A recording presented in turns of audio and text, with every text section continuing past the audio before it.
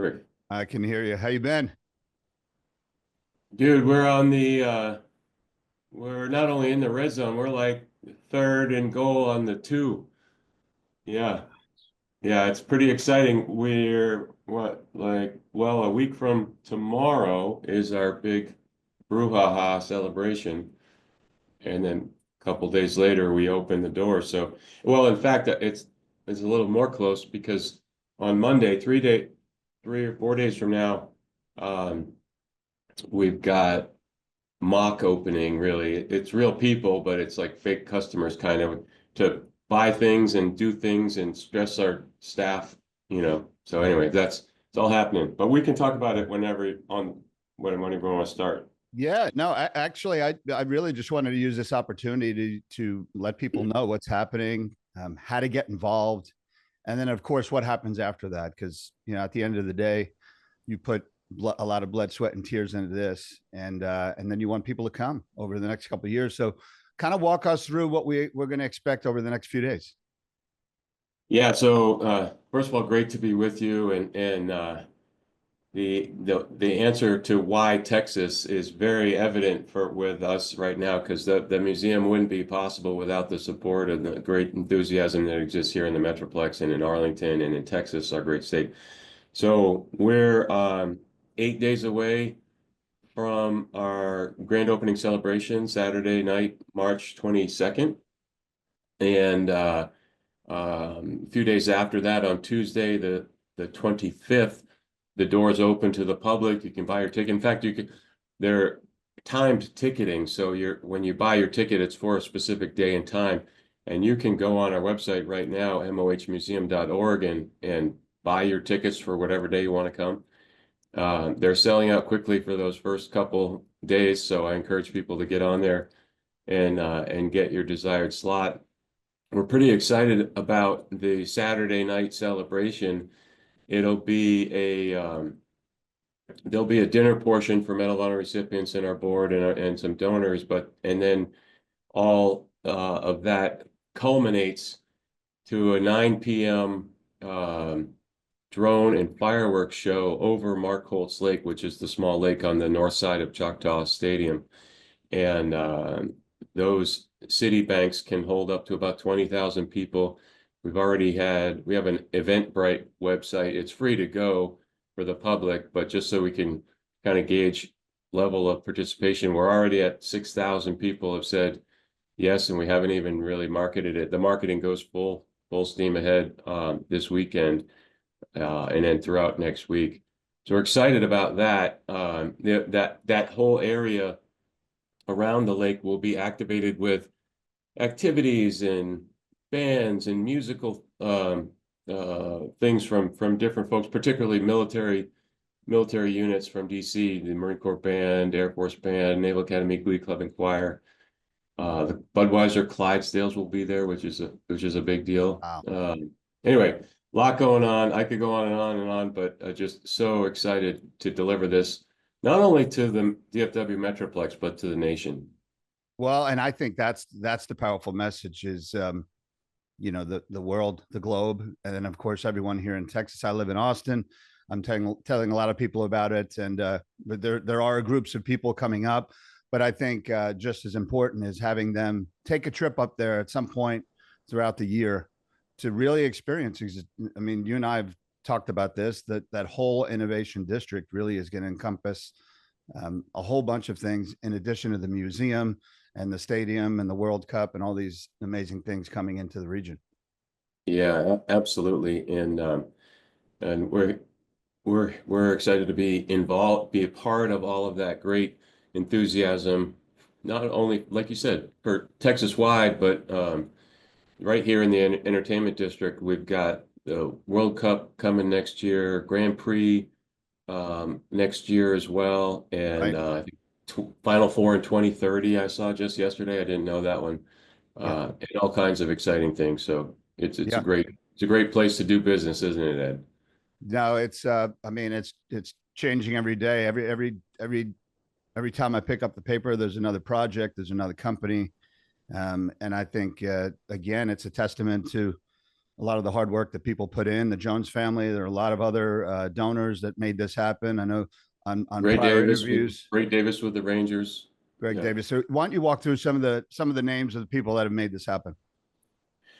Well, right in near proximity to the museum, as you said, the Jones family and the Dallas Cowboy organization, Ray Davis and Neil Liebman, the owners of the Texas Rangers and the Texas Rangers organization themselves, all wonderful partners, allowing us to be activated in games throughout the year, different times, helping with like examples of splitting the 50-50 donation, that kind of thing. The Texas Live uh, food and sports bar that people are familiar with is owned by a company called the Cordish Corporation, and they have been amazing donors and partners. The Lowe's Corporation, which owns the hotels, the sort of the first Lowe's Hotel and then the newer Lowe's Arlington Convention Center, is the Tisch family, and that the Lowe's and Tisch's have been amazing contributors and partners as well.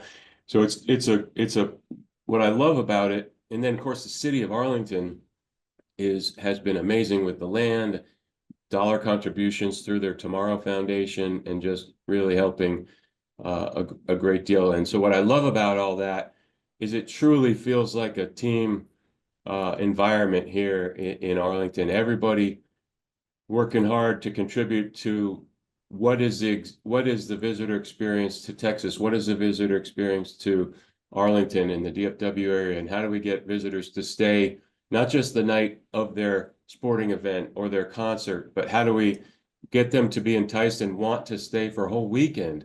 And it's things like adding the Medal of Honor Museum, and there's the Arlington Museum of Art just moved into the district too. It was downtown, and esports arena. So there's a lot of things now that families and people can do beyond just going to that one sporting event, and I think it's pretty exciting time.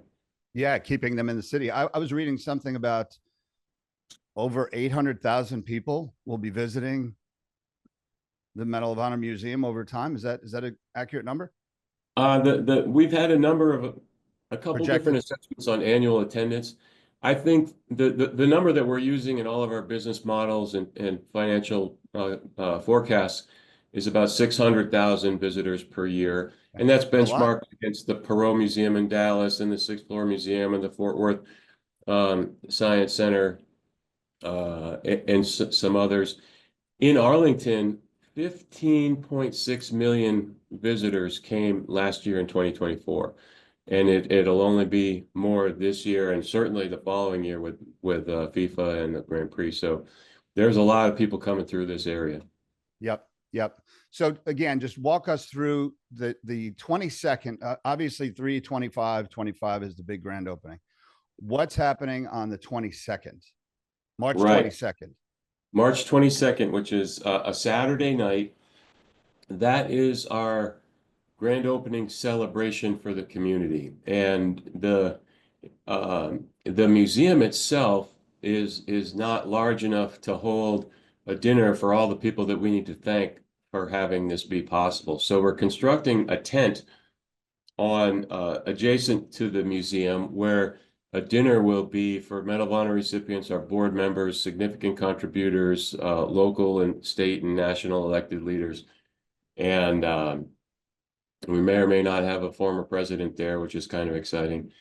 That dinner is not a public event, but as soon as that dinner concludes, that group merges into the museum where we'll have a quick ceremonial ribbon cutting around 8 o'clock at night, and then the whole group spills out to the back side of the museum, which for those that aren't familiar with it, the Medal of Honor Museum sits on the small lake, Markholtz Lake, that is nestled between East Sports Arena and Choctaw Stadium, just south of I-30, if you're familiar with the area.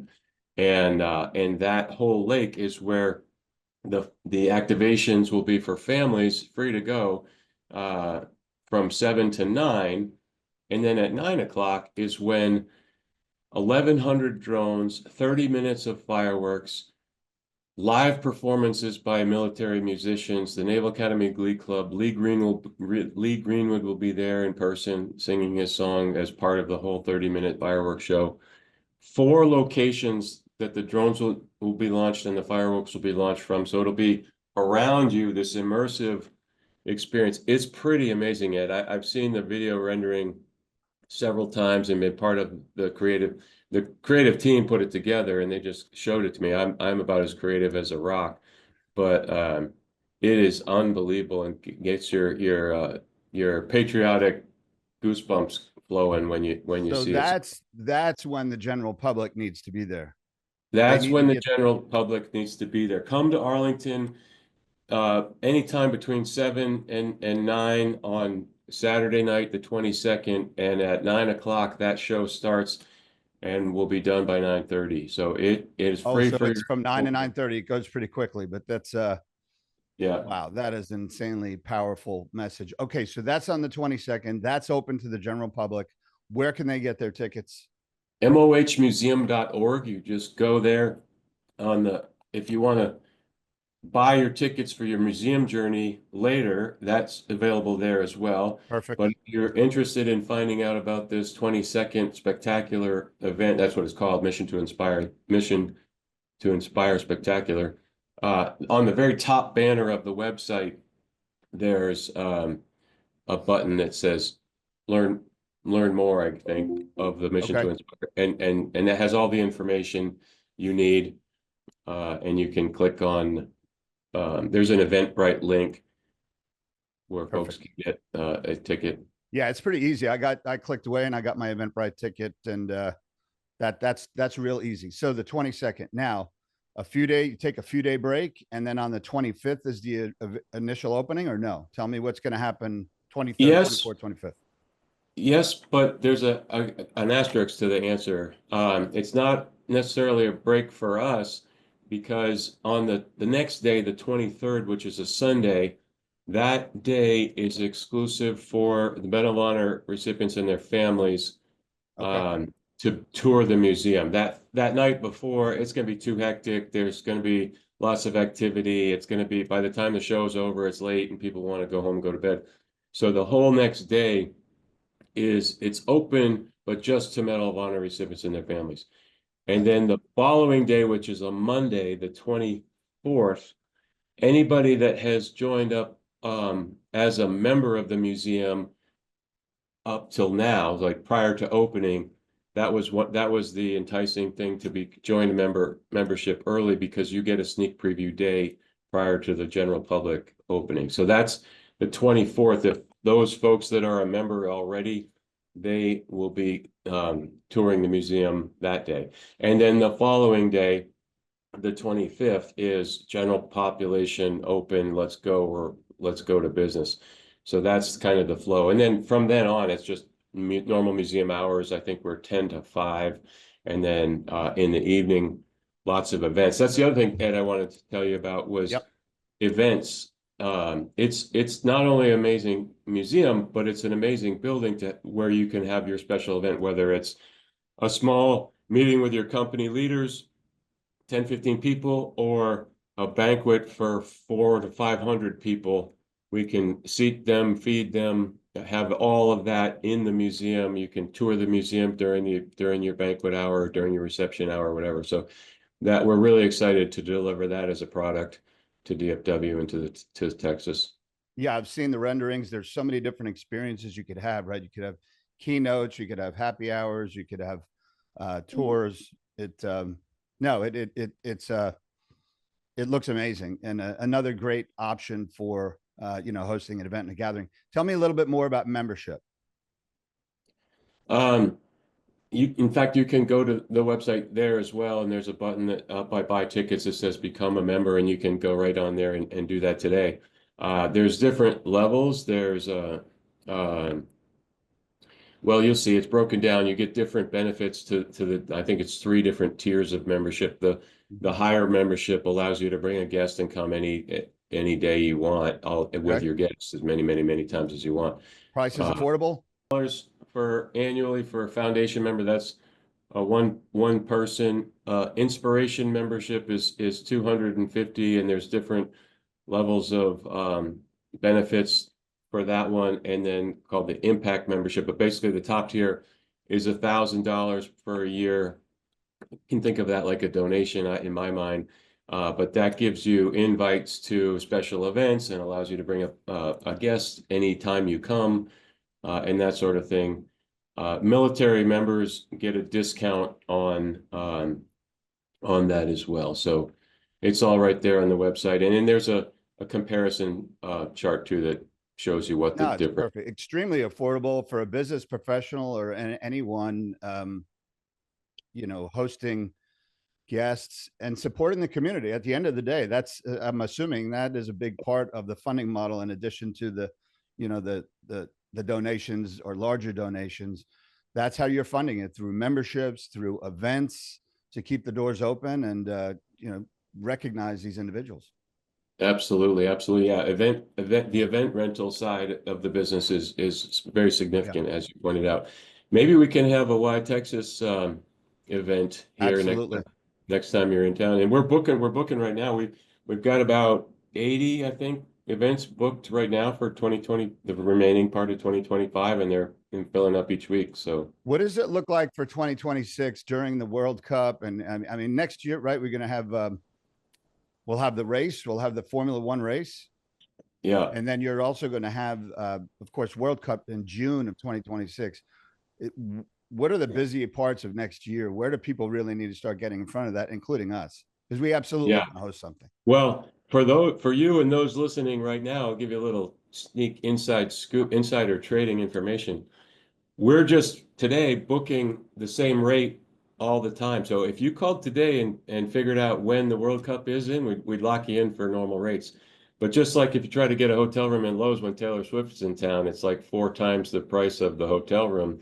I imagine in a couple months we will elevate the price in those specific time frames to get if you're looking for a premium evening in those time frames. But for you, Ed, and for the Why Texas listeners right now, book now and save. Yeah. No, that's a great point. I think people don't realize how quickly the World Cup is going to be here. The schedule of events is already out. So, I mean, we know what days there'll be games. The non-day games, in my opinion, are really the days where you could have an impactful event. You're not competing with the World Cup. And if dates are still available in June, March through June of next year, I'm going to highly recommend our team, but also other people to lock in those rates. Yeah, it's going to be insane. I mean, Yeah, the amount of people that will be in town, there'll be no availability. right. And same with the Grand Prix. I forget the dates. I think it's either right before or right after Yeah. FIFA. So yeah, No, it's that's amazing. fantastic. We'd be remiss if we didn't talk about the actual recipients. Could you talk a little bit about how many Medal of Honor recipients are still alive, but also how many will be there? So there are present day right now today there are 61 living Medal of Honor recipients. 45 of those gentlemen are Vietnam era fellows, and what's the balance? 16 are from the Global War on Terror. So you're in my age and younger, and we'll have at last count 34 of them here next weekend, which is a significant number. We've never Yeah. had that many at any event. And it's because those Vietnam guys are getting a little long in the tooth, and some of them just aren't up for the travel and the airports and hotels and some just physically can't. So 34 is a huge number. You're never going to see that big of an assembly of them at any event. Yeah. I mean, I can't stress enough how important this event is for the nation, for the state, and for, the region that's been putting a lot of work into this project. And Chris, I can't leave without talking a little bit about you. And I know we've done this on prior interviews, but, retired NASA astronaut, Navy SEAL, you've been to Afghanistan, you've been in space. With all that's happening right now with the space race and just a lot of innovation. What's inspiring you? What's inspiring me? Yeah, just about the future of all of this. Yeah, it's a really cool time in our nation's spaceflight history right now. People often ask me, do I think it's a competition between the private company, SpaceX, and the others, and the government? And absolutely not. The success that commercial companies are having in what we call low Earth orbit, which is where the space station operates and where these companies can provide logistical missions to the space station or scientific missions in that same orbit. Um, that will enable NASA and the other international government programs to focus their energy, their resources, time, money, intellectual power on getting back to the moon eventually, but then on to Mars. And I think it's a really tough business case for a commercial company to go to Mars. I mean, somebody will do it eventually, Yeah, but it's kind of like owning a boat. You're better off having a friend own a boat and you right. just go on it. Going to Mars, the friend is the government programs, and then civilian corporations can latch on payloads and experiments until which time where there's enough of an infrastructure where it makes sense for businesses to have missions there. Never bet against SpaceX. They do amazing things, and there's no doubt that they can get to Mars. Um, but I think that you'll see. So the International Space Station, for example, is funded through 2030, and there's different concepts out there that commercial companies might take it over and manage it from the government and turn it into a hotel. And I think those are all really serious contenders for a real business case that will return money to the investors and be successful and not just be a sinkhole of money like a boat. Right, right. And you look at what SpaceX is doing, it's taking companies like Firefly Aerospace and Intuitive Machines to get to the moon, bringing these payloads up there to do research and really understand more about how we can leverage all of that that's up there. Yeah. Right. And then the intangible thing that's not really dollars and cents, but is the excitement that the nation feels about watching space launches anymore, like seeing a rocket take off and then the first stage rocket casings coming back and landing on a barge upright, or the claws that now grab the big rocket. It's just amazing. And people, and myself included, love to watch those YouTube videos, love to watch it live. And what that has done is invigorate the public for spaceflight again. I think there was a period of time where people even forgot that we had people, human beings, Americans living on the International Space Station Yeah. since 2001. And it wasn't until SpaceX came along and kind of reinvigorated the public excitement. It's just, as you said, rising tide lifts all boats, and it's just good. I'm super excited. Well, and think about what kids and students, how they can learn and actually be a part of it. They could work for it. They could work on it. Yeah, yeah, absolutely. That you're right, because I talk to a lot of young high school kids there. Yeah, I'm interested in space. Maybe it's an astronaut I want to be, but I know I want to be an engineer that's helping missions get to the moon. Yeah. Yeah. It's not just being an astronaut. And speaking of an astronaut, you were up there. You did do a space flight or a space mission. What was it like to be floating around in space? It's amazing, Ed. It's amazing. There's a couple ways to answer it. There's the cool factor of just floating, like zero G turns 50-year-olds into 5-year-olds. It never gets old about floating and tossing M&Ms to each other and filling up a ball of water in front of you and just zipping around the room without touching anything. It's just fun. And um, looking out the window is amazing. You're looking at Earth go by at 5 miles a second. It takes 90 minutes to go around the world. That There's been a couple times where I've had 90 free minutes and I sat and watched the entire world go by. And it's rare because we're usually pretty busy and our time is scripted and you've got work to do and you don't have, but occasionally or on the weekends you can just sit and watch, and it never gets old. It's so cool. It kind of puts it in perspective that Earth is a spaceship for 8 billion people and we're all part of it. Yeah, and then the other aspect of it, you're up there with international crew, the Right? the Japanese, the Canadians, the You were up there with them, yeah. European Space Agency, which is about 16 member nations, and the Russians. So, Yeah. you know, and it's in the trying times with between our country, Russian and the United States, they're still up there. The Russians and cosmonauts and the American astronauts and the other astronauts are, it's just a group of people trying to get a hard mission done. Yeah.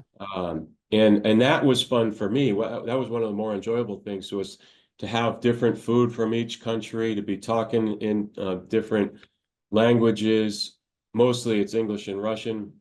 All the European guys and gals can speak like 6 languages, so they're anomalies of nature. But yeah, that's what I really loved, representing our country in Yeah. this international cohort of people in a remote outpost. Well, and there were some challenging times, right? When you were up there, I had read that you know, you were out for several hours, right? Out of the space station floating. Yeah. And In there's my always something that can go wrong. There's always stuff going on. In my 3 different space missions, I've spent about a year of my life on the International Space Station. Yeah. During that time, I've been lucky enough to do 10 spacewalks. 8 of them, I would say, went as the plan was, but a couple of those spacewalks got pretty hairy. One, what my buddy's spacesuit was leaking water into his helmet, which was Good. scary. And another one, a carbon dioxide scrubber wasn't working well in my spacesuit. We had to hurry up and get back in. So you never know what curveball the environment's going to throw at you. I joke around and say, my SEAL team life, the bad guys had guns and they're shooting at you. In my astronaut life, the bad guy wasn't human. It was the environment, and the environment wants to kill you. Yeah. And that's a little bit harder to control. Yeah. And you've also done several missions. You went to Afghanistan, what, a couple of weeks after 9/11. Yeah. Yep. Soon after 9/11 was in Afghanistan. I could talk for a whole hour about all that. Yeah. Well, you're a tough guy, Chris, and we're excited that you're in the role that you're in now. And Thank you, Ed. You know, I've completely shifted gears to a softy admin CEO, and it's good. but I with pride, I'll tell you that our security firm that we just hired to keep us safe in the museum, they had a little physical screening test for their applicants, and I participated in that, and I crushed them all. Oh, I bet you did, man. No question. No question. So send us to the website again. What is the website? mohmuseum.org. And right up there in the top banner, he's got all the information you need to know for the next couple weeks, and buy your ticket and come to our spectacular. And we can't wait to see everybody come. Excellent. Buy your ticket, join, become a member, consider hosting an event out there. And Chris, I look forward to seeing you, and thank you again for your service. Thank you, Ed. Appreciate you. Okay. Take care.